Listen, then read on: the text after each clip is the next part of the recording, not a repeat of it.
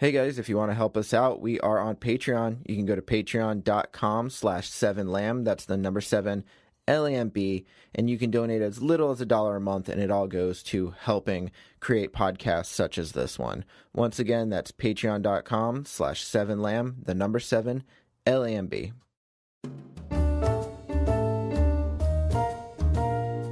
Seven Lamb Productions presents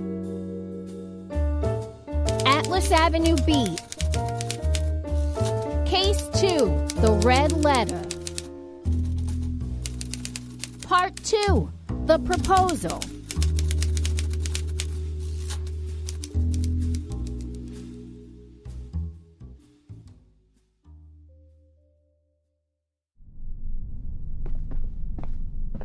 I couldn't believe this. I was being arrested, and for what? Trying to make everything right? Why don't they just book Moses or Gandhi, too? It's like my second favorite rapper once said. Fuck the police. You'll stay in here until you rot. Or until I post bail. Well, yeah, that's the other option. Well, that's the one I'm going to pick. You're not gonna rot? No. God damn it!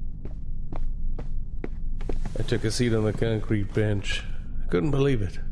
All of this could have been avoided if I just subdued Desmond Grant when I had the chance. Instead, I let him shoot me. Now I had a scar on my chest. A reminder. If the police don't find Grant, I will. Look at what's dragging in the cat. Oh no. If it isn't famous Mr. Locke, privyet. I do fine. Hello, Vendel. The man who put me behind bars now finds himself behind the very same bars. Don't worry. I'll be getting out of here soon.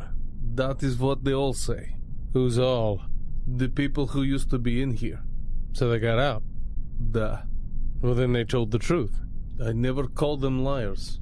Yeah, but you worded it like it was something that didn't happen often. What do you mean?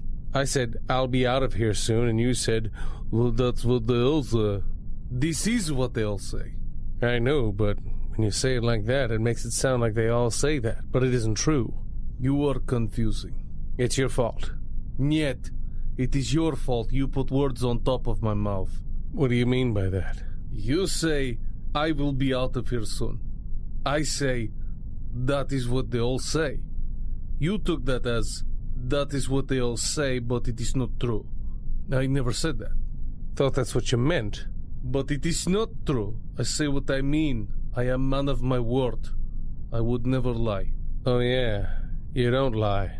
You just kill people. You killed my best friend. He was coming to kill me. That does not mean you have to kill him. That's exactly what that means. You know, Mr. Locke, in America you have to kill people to stay alive. But in Russia, you have to stay alive to kill. Heavy. What is? I'll help you carry it. No, that's not what I meant. Also, now who is not saying what they are meaning? Ugh. I spent the rest of the night in the cell with Vendel. I was able to make one phone call. I called Edith. She was on her way to post bail. You want to sing old Russian song while I clang my cup on bars? I don't know any old Russian songs. What about something from Pussy Riot? Not right now. Jimmyjong, I can't believe this. Paul! The captain told me what happened. Don't worry, Jimmyjong, we straightened the whole thing out. Really? Yep, let's get you out of there. Goodbye, Vendel. До свидания, Mr. Locke. Until I see you again.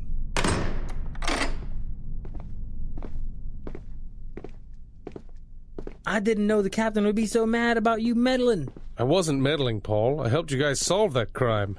Even so, you caused quite the amount of damage on Atlas Avenue. Oh, wait. That'll be $50. What'll be $50? I just bailed you out. Are you serious? Come on, Jimmyjong. If it weren't for me, you'd be rotting away in there. Edith is on her way right now to post bail.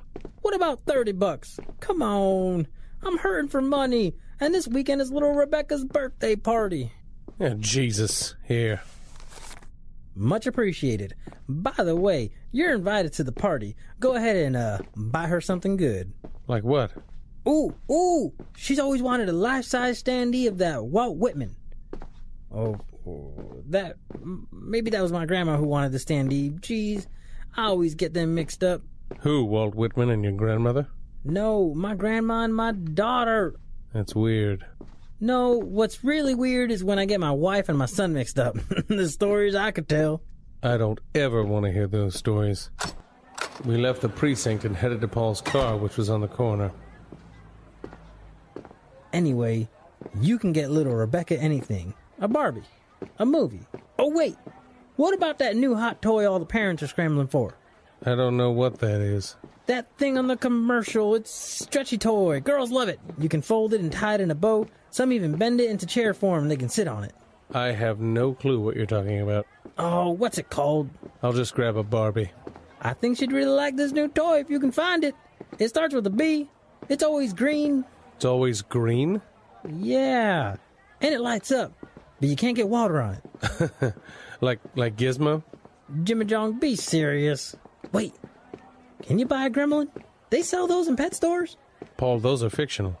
So, no, you can't buy those. I'm just gonna get her a Barbie. or you can get her a life-size standee of Walt Whitman. Paul, you just said that was your grandma. We just had this talk. Oh, shit, that's right. We reached Paul's car and hopped in.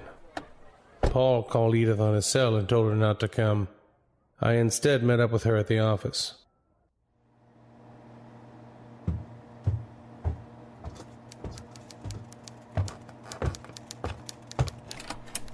Mr. J, are you okay? What did those fucking flatfoots do to you?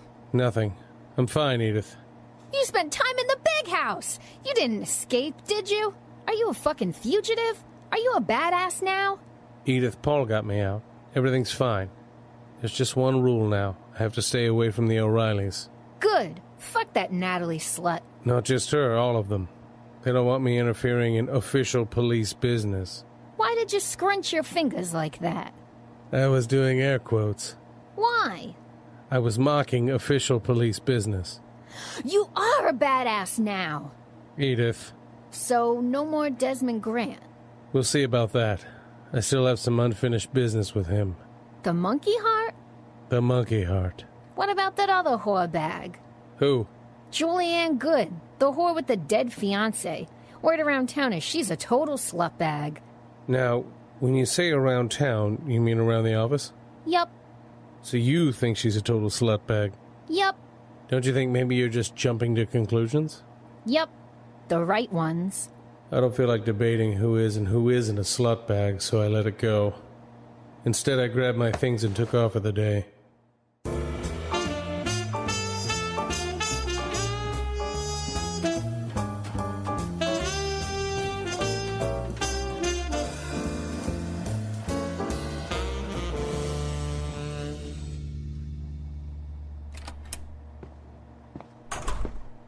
I sat down on the old couch and grabbed a cigarette. I checked my coat but couldn't find my lighter. I got up and went to the kitchen, over to the counter. I opened the top drawer and grabbed the gun-shaped lighter, Angela's present. This is where it would reside now. I would no longer carry it around with me. Didn't need another mishap. I lit the cigarette and took a puff. This night would end with a cigarette, a glass of scotch, a Valium, and a good Robert Mitchum pick. Yeah, maybe I'd squeeze one out. Not to Robert Mitchum, but... Oh, hell, I'd masturbate to Robert Mitchum. That guy's got it going on. I'm not gay, but, you know, it's fucking Robert Mitchum.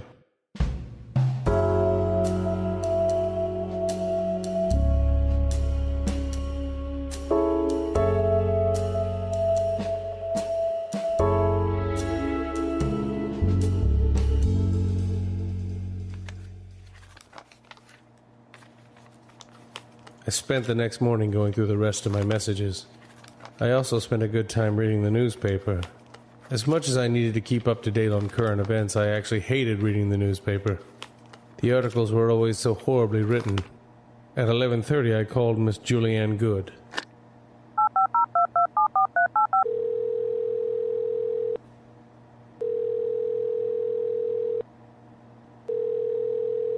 Miss Goode? Could this be Mr. Locke? It is.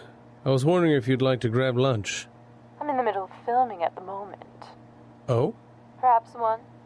We should wrap by then. Sure, that would work for me. Good. I shall see you then. Terry's Diner? Sorry, that diner, along with every diner, is beneath me. Really? Please, come to my house. I will have my cook make us something extravagant. And by extravagant, I mean really, really good and expensive. I know what extravagant means. My address is 121 Sunrise Boulevard. If you would like, I could have my driver pick you up. No need. I could take a cab. If it suits you. I shall see you shortly. I hung up and pondered. Filming? Sunrise Boulevard?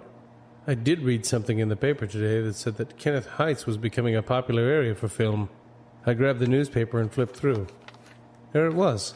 The headline read, "Kenneth Heights is for film now. People like it." I don't know why I still read the Kenneth Heights Gazette. It had horrible writers. Regardless, I read the excerpt about the film industry. For those who may know, the film industry is here and it is new. People like that there is film here now. Hollywood is not the best anymore. Kenneth Heights is the best now. Jesus Christ, it's like a child wrote this. I decided to continue. Hollywood is too expensive to live. People want to live where it isn't expensive. Kenneth Heights isn't expensive, so people move here and then film stuff, like movies and TV shows. They are celebrities. The people who film stuff are celebrities. They will live here sometimes. Oh, God, I can't do this. It's like reading a fucking Zodiac letter. Edith! Yeah, Mr. J? Cancel my subscription to the Gazette, please.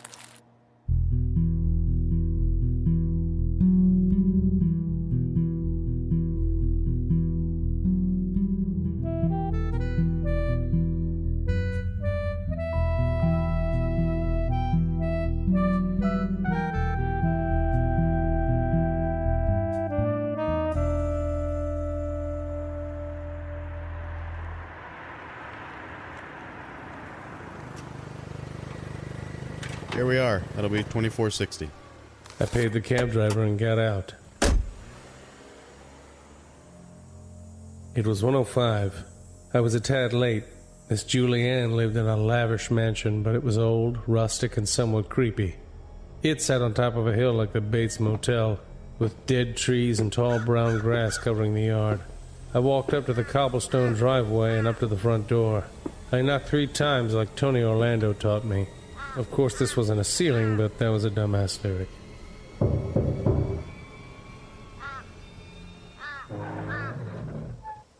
That creaking old sound reminded me of the O'Reilly's estate. The door opened and revealed a bald, chubby man who appeared to be in his late 40s. Hello. I am Sheldrake von Wallen. You must be Mr. James Locke. Last time I checked. When was the last time you checked? Oh, at least an hour ago. And? And I was still Mr. James Locke. That's good. I'm happy about it. Come in. Sorry about the 20 questions, but I'm a very cautious person. That's no problem. Wait, did you ask me 20 questions? I asked you too. So you still have 18 more? I thought that was merely an expression. I wanted to test this guy, see what he was all about. You couldn't tell by looking at him, but he seemed astute, and I felt as if he was reading me. I needed to make sure to keep the upper hand. I was the PI here. I don't think it's an expression. So it's a hard and fast rule? I believe so, and that was a question, so that means you have 17 more to ask me. Okay. Well, Miss Julianne Goode is in her study. I'll let her know you have arrived. Good. And Mr. Wallen? Please, call me Sheldrake. Okay, Sheldrake. I'm going to need those final 17 questions at one point or another. I'm not a fan of people saying something and then following through. I'm fucking serious. The bald man kindly nodded and headed upstairs. I walked around the main hall and looked at all the large paintings, the finely crafted fireplace, the dusty chandelier. The old mansion was spacious but cold. I ran my finger along the top of the fireplace, collecting a large amount of dust. I blew it away. In the corner of the room there was something odd. What the? It was shit. There was shit in the corner. Oh, wait, no. It was a pair of black socks. From far away it looked like shit. Mr. Locke, darling. I turned around to see Julianne at the top of the staircase. She was dressed in a thin red gown, her hair done up in a bun. She descended the staircase, sliding her hand along the banister. I'm so glad you could make it. You don't understand how important it is that you are here. I hope I can help. I'm sure you can. I've heard you're the best. Your reputation precedes you. That's very kind, but I'm just an ordinary man. And a mortal one. I heard you were in the hospital. Shot? Yes, shot in the chest. No. Would you care for a shot? Vodka, perhaps? Oh, sure. Sheldrake? Sheldrake! Julianne pulled out a bell and rang it for Sheldrake. He finally appeared at the top of the staircase. Miss Goode? We would like some drinks. What can I get you, madam? 2 shots of vodka and 2 glasses of our best water. I know we were supposed to eat, so Sheldrake here is preparing a fine roast. Do you eat meat? All the time. Good, good, good. Sheldrake, we'll be on the patio. And Sheldrake, 16 more.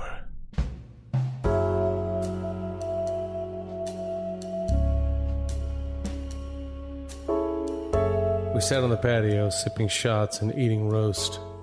Sheldrake, this was fantastic. Thank you, sir. He's a fantastic cook. It's the only reason I keep him around. I tease. Can I get you anything else?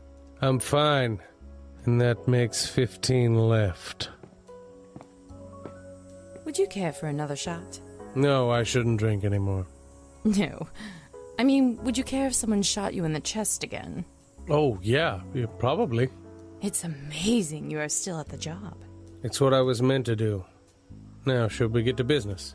Please, let us finish eating first. Then we will get to it. I have a lot of information for you. And I also have a proposal. Oh, what's that? It's an offer for consideration. I know what a proposal is, but what is the proposal? My case is extremely important to me. I know you are probably a busy guy, but I need to find out about my fiance as soon as possible. It's eating away at me. I want to offer you a deal, darling. I will pay you $100,000 right now, right this instant. What's the catch? You stay here and live with me until you solve the case.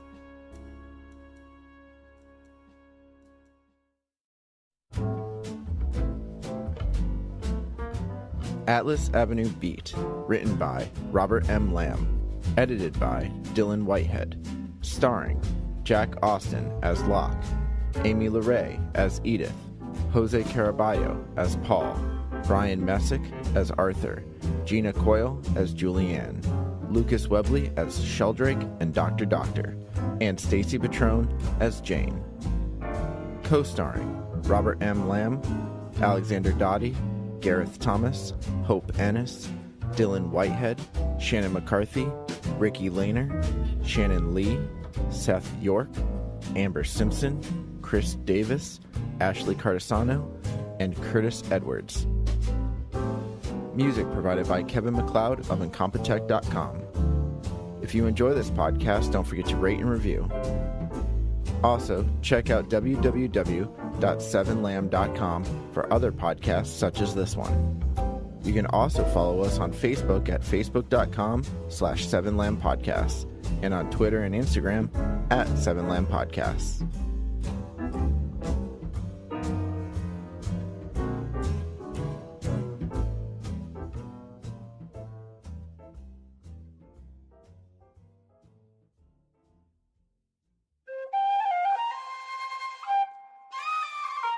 This has been a 7 Lamb production.